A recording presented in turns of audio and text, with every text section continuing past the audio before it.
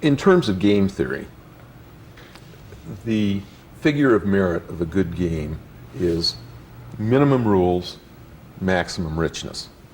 And so using that metric, war is the ultimate game because minimum of rules, massive complexity, whole economies and peoples and cultures whacking it out.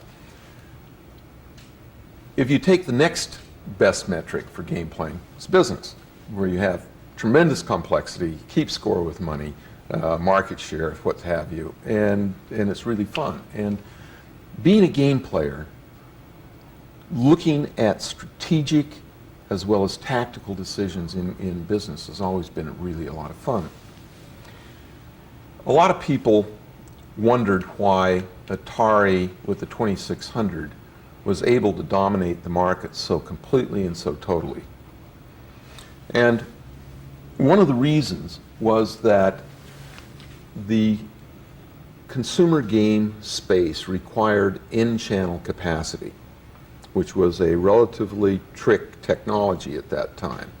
Used, small scale. Had to be able to do very small etchings, and so at the time there were only 5 companies in the world that could do it, that had an in-channel process.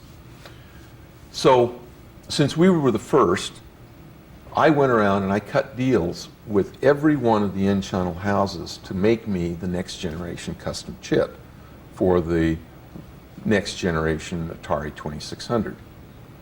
And these were exclusive. And so basically I knew that if I could tie up all of them, that nobody could compete with me because there just wasn't anybody left. And so, and it was costing us like $50,000 to $100,000 a year. And I could constantly make just enough little changes that in the N-channel world where it was all LSI, any change set you back at least 3 to 6 months. And so I felt as long as I could keep this shell game going, it'd be really great, and I'd have totally isolated and dominated the marketplace.